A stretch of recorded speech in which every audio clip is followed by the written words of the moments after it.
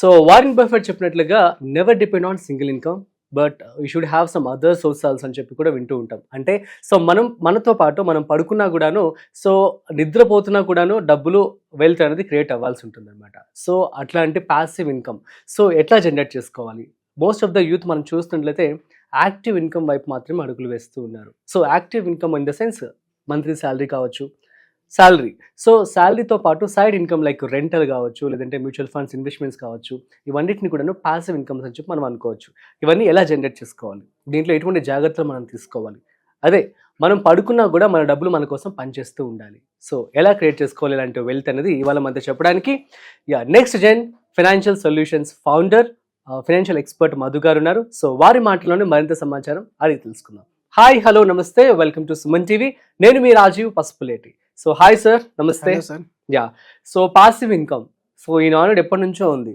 So మనం పడుకున్నా కూడా మన డబ్బులు మన కోసం పనిచేస్తూ ఉండాలి. సో ఇది చాలా మందికి తెలుసు కానీ ఫాలో అవ్వలేకపోతూ ఉన్నారు. సో దీన్ని మనం ఎలా అసలు పాసిబుల్ చేయొచ్చు అంటే ఏమని చెప్తారు? ప్యాసివ్ ఇన్కమ్ అనేది ప్రతి ఒక్కరి లైఫ్ కి చాలా ఇంపార్టెంట్ అనే చెప్తాను. నేను చాలా వరకు వీడియోలు ప్యాసివ్ ఇన్కమ్ పైన చేస్తున్నాను ఈ రోజు. అయితే ప్యాసివ్ ఇన్కమ్ అనగానే అందరు ఏమనుకుంటున్నారంటే ఆల్టర్నేట్ ఇన్కమ్ అనుకుంటున్నారు. ఆల్టర్నేట్ ఇన్కమ్ కి ప్యాసివ్ ఇన్కమ్ కి చాలా తేడా ఉంటుంది. ప్యాసివ్ ఇన్కమ్ అంటే మీరు కష్టపడకుండా మీ బ్యాంక్ అకౌంట్ లో కొంత అమౌంట్ రావడాన్ని ప్యాసివ్ ఇన్కమ్ అంటారు. దానికి బెస్ట్ ఎగ్జాంపుల్ రెంటల్ ఇన్కమ్ అండి. అయితే ఈ రెంటల్ ఇన్కమ్ మనం తీసుకోవాలంటే మన దగ్గర ప్రాపర్టీ ఉండాలి. మరి ప్రాపర్టీ కొనాలంటే సంవత్సరాల టైం పడుతుంది. ఇంకొకటి చాలా మంది ఏం చేస్తున్నారంటే ఇంకా ఎక్స్ట్రా జాబ్లు ఓవర్ టైం డ్యూటీలు చేసేసి సంపాదిస్తున్నారు. అది ప్యాసివ్ ఇన్కమ్ అనే భ్రమలో ఉన్నారు. నిజానికి అది ప్యాసివ్ ఇన్కమ్ కాదు, అది కూడా ఒక యాక్టివ్ ఇన్కమ్. ఎందుకంటే మీరు పని చేస్తేనే వస్తుంది. అది పని చేయకుండా కూడా రావాలి అని అంటే it is possible only when you invest. ఆ ఇన్వెస్ట్మెంట్ లో the best passive income solution కానీ మీరు చూసినట్టయితే మ్యూచువల్ ఫండ్ లో అనేది ఉంటుంది. అంటే ప్యాసివ్ ఇన్కమ్ లో ఈ రోజుల్లో చాలా రకాల ఆప్షన్స్ ఉన్నాయి. ఆ ఆప్షన్స్ లో మీరు చూసుకున్నట్టయితే ఫిక్స్డ్ డిపాజిట్ నుంచి కూడా మీకు ప్యాసివ్ ఇన్కమ్ వస్తుంది మీ దగ్గర కార్పస్ ఉంటే. అలాగే మీకు ఏంటంటే ఇంకా కొన్ని రకాల ఆప్షన్స్ అనేవి ఉంటాయి ప్యాసివ్ ఇన్కమ్ జనరేట్ చేసుకోవడానికి. స్టాక్ మార్కెట్ నుంచి కూడా ఏదో స్టాక్స్ రెంట్ కి ఇచ్చేసి ఈ రోజు ప్యాసివ్ ఇన్కమ్ తీసుకుంటున్నారు, అది కూడా ఆప్షన్ ఉంది. ఇవన్నిటితో అన్యూనిటీ అనేది ఒకటి ఉంటుంది. అన్యూనిటీ ఇన్సూరెన్స్ లో ఉంటుంది. అందులో లంప్స్ అమౌంట్ మీరు డిపాజిట్ చేయాలి, దాని నుంచి మంత్లీ మీకు అన్యూనిటీ అనేది ఇచ్చేస్తారు. బట్ వీటన్నిటిలో ప్రాబ్లం ఏంటి అంటే మీ దగ్గర కార్పస్ ఉండాలి. కార్పస్ తక్కువ ఉన్నప్పుడు కూడా మనం ప్యాసివ్ ఇన్కమ్ తీసుకునేలాగా, అలాగే మీ ప్యాసివ్ ఇన్కమ్ అనేది మీ ఖర్చులకు అనుగుణంగా ఇన్ఫ్లేషన్ ను బీట్ చేసే విధంగా మనకు రిటర్న్ ఇవ్వాలి అనుకున్నప్పుడు మాత్రం you should consider mutual funds. Mutual fund లో మీరు ప్యాసివ్ ఇన్కమ్ అనేది తీసుకోవచ్చు. సో ఈ ప్యాసివ్ ఇన్కమ్ అనేది ఓన్లీ మనం పెద్దవాళ్ళకే కాదు, యంగ్స్టర్స్ కూడా ప్లాన్ చేసుకోవాలి.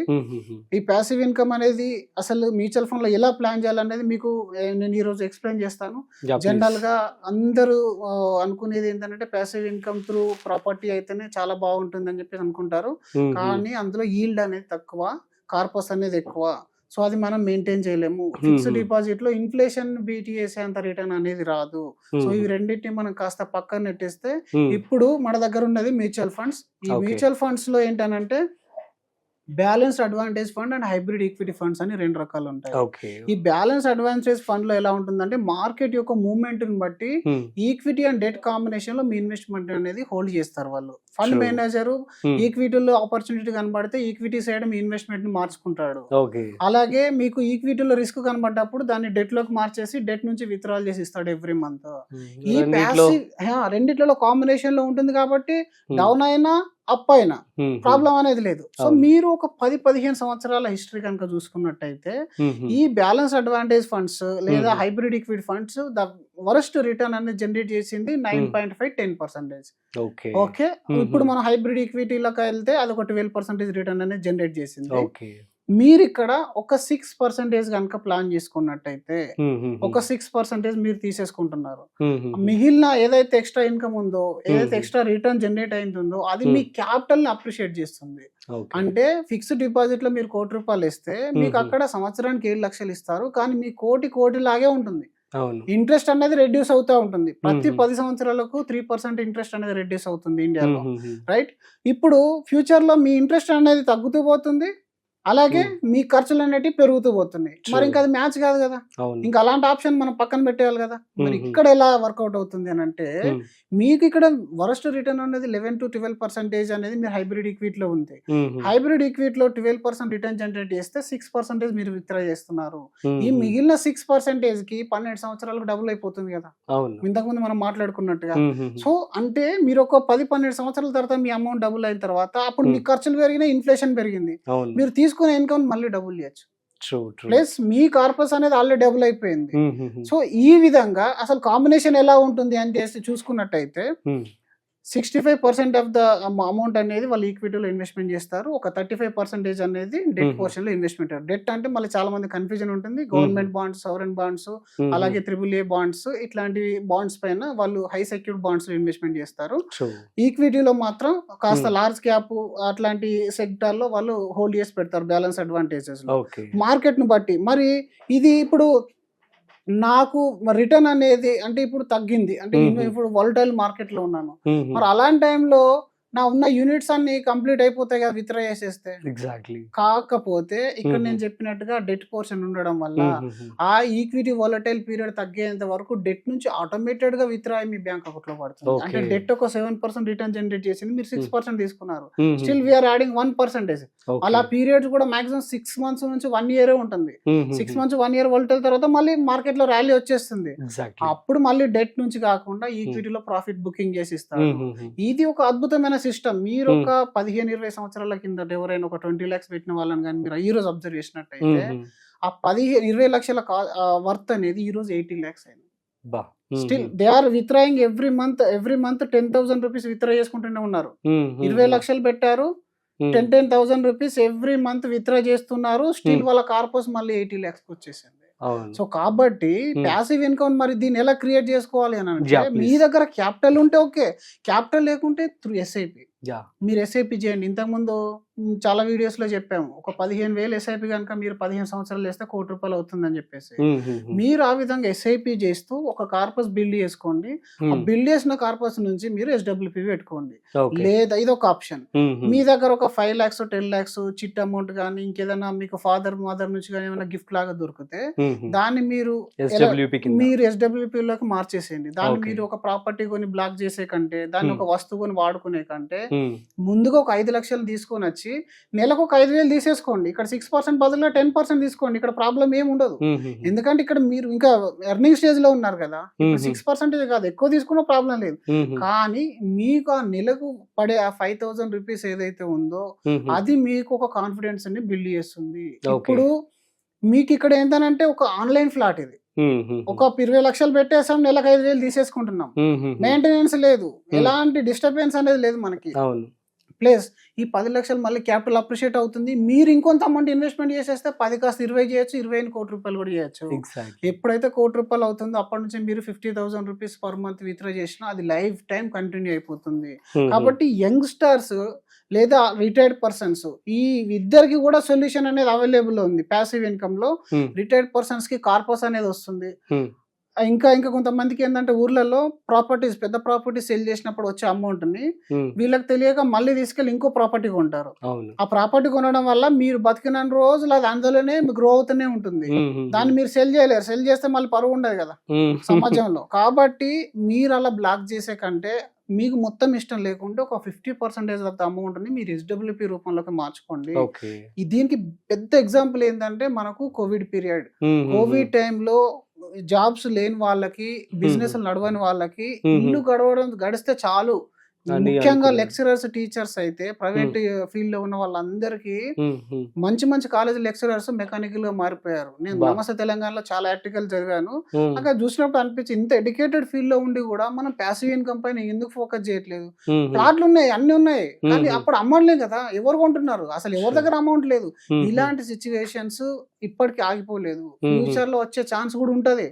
అది మార్కెట్ లో వచ్చింది కోవిడ్. మన ఇంట్లో మనకేమైనా పారాలిసిస్ పడిపోతే ఇన్కమ్ లేదు కదా, అప్పుడు చనిపోతే లైఫ్ ఇన్సూరెన్స్ వస్తుంది. బతుకున్నాం కదా, బతుకుంటే ఇంకేం రాదు.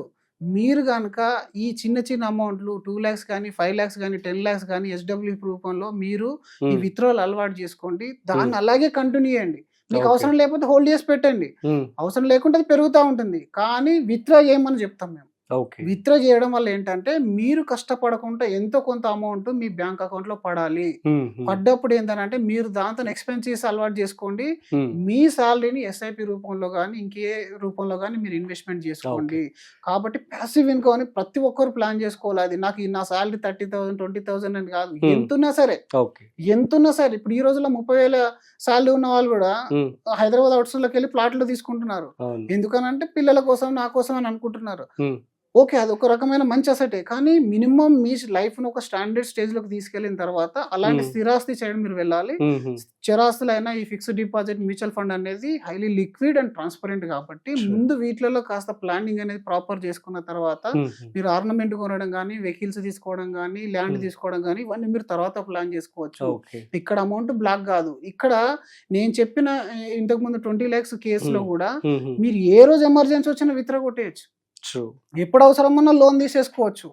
ట్రాన్స్పరెంట్ గా ఉంది, ఎక్కడెక్కడ ఏ స్టాక్ లో ఉంది, ఏ కంపెనీలోకి వెళ్ళింది అనేది మొత్తం మన కళ్ళ ముందే కనబడుతుంది.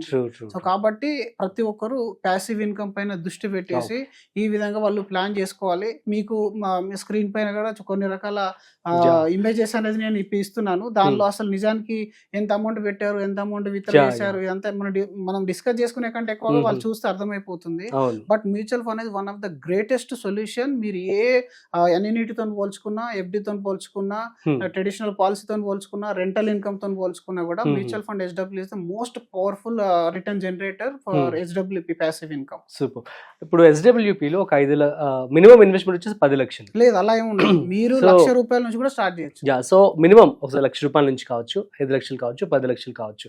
ఎంత మంత్లీ మనకు వచ్చే ఛాన్స్ ఉంటుంది ఇన్వెస్ట్మెంట్ చేస్తే హెచ్డబ్ల్యూపీలో? హెచ్డబ్ల్యూపీలో విత్డ్రావల్ అనేది మన చాయిస్. మీరు 5% తీసుకుంటారా ఇయర్లీ, లేదా మీరు 10% తీసుకుంటారా, అది మీ అవసరాలు బట్టి. ఇప్పుడు నా దగ్గర ₹1,00,00,000 మినిమం ఎంత సజెస్ట్ చేస్తారు? 6% అనేది హైలీ సజెస్టబుల్ సార్. ఎందుకంటే డెట్ పోర్షన్ లో మనకు 6.7% వరకు రిటర్న్ వస్తుంది.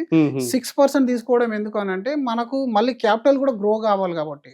ఉన్నదంతా మీరు ఇప్పుడే విత్డ్రా చేసేస్తే మళ్ళీ క్యాపిటల్ గ్రో అవడానికి 15-20 years టైం పడుతుంది డబుల్ అవ్వడానికి.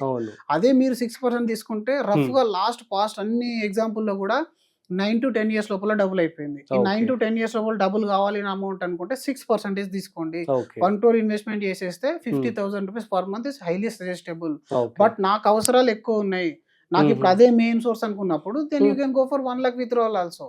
కానీ మీకు అవసరం లేనప్పుడు తగ్గిస్తూ ఉండండి దాన్ని. 6% ఐడియల్ సార్. 6% ఐడియల్ తీసేసుకోవాలి. Super. Thank you so much Madhu గారు. Thank you so much sir. So guys, అర్థమైంది కదా మరి పాసివ్ ఇన్కమ్ అనేది జనరేట్ చేయడం ఎంత అవసరమో. సో కాబట్టి మీరు యాక్టివ్ ఇన్కమే కాకుండా పాసివ్ ఇన్కమ్ వైపు కూడా అడుగులు వేయండి. So SWP is one of the good option. So చాలా బాగా చెప్పి at the same time mutual ఫండ్స్లో సిప్. సో అదే అనమాట. సో మీ అందరికి అర్థమైందని చెప్పాలనుకుంటున్నాను. మీకు కనుక ఏమైనా డౌట్స్ ఉన్నట్లయితే కామెంట్ చేయండి, మేము మీకు రిప్లై ఇస్తాము. అట్ ది సేమ్ టైం మీరు కింద స్క్రోల్ అవుతున్నటువంటి నెంబర్కి కాల్ చేయండి. మీకు మధు గారే క్లియర్గా డౌట్స్ కూడా క్లారిఫికేషన్ చేయడం జరుగుతుంది. That's it. సో మరొక ఇంట్రెస్టింగ్ కాంటెంట్తో మళ్ళీ కలుద్దాం. అంతవరకు చూస్తూనే ఉండండి సుమన్ టీవీ.